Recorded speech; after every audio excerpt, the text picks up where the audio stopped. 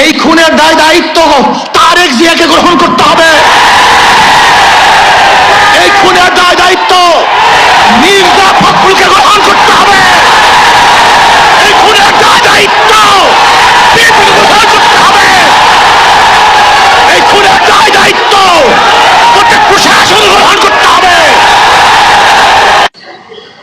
চাঁদা নিলে পুরস্কার, ধরা পড়লে বহিষ্কার, ভাইরাল হলে গ্রেফতার। কি ভেবেছেন বাংলাদেশের মানুষ বোকা? আজকে আমাদেরকে জিম্মি করে ফেলছে। দল এই খুনের দায়িত্ব গ্রহণ করবে না।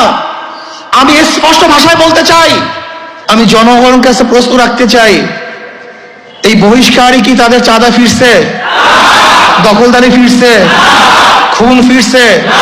তার মানে বহিষ্কার কিছু না, আইওয়াশ, লোক দেখানোর এক নিয়ম। তারা কি বলে, ব্যক্তি দোষ করলে দল সেই দোষের দায়িত্ব গ্রহণ করবে না। আমি মনে করি আওয়ামী লীগ বিএনপি দুর্নীতি ফ্যাক্টরি,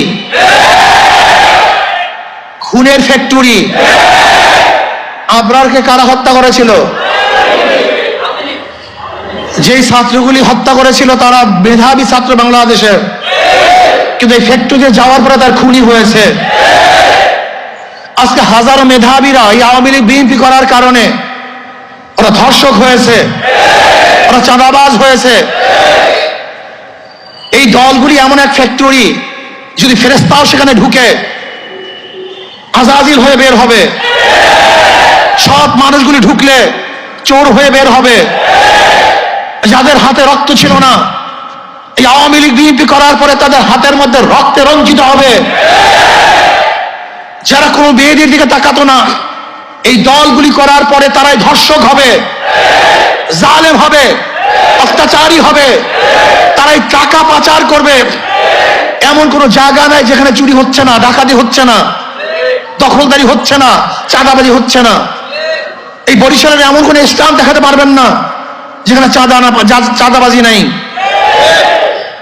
আমরা যা দেখছি চাঁদাবাজি যেগুলি আসছে, আপনারা জানেন মিটফুটে খুন হয়েছিল বুধবার, কিন্তু আপনারা যে সাংবাদিক, আমরা দুঃখিত, লজ্জিত। সবার বিবেক মরে গেছে। বাংলাদেশের বিবেক বলতে কিচ্ছু নাই। বুধবার এই ঘটনা ঘটছে, কোন সাংবাদিক এই ঘটনা প্রকাশ করতে পারে নাই, অথচ সবার মাঝে এই ঘটনা ঘটেছিল।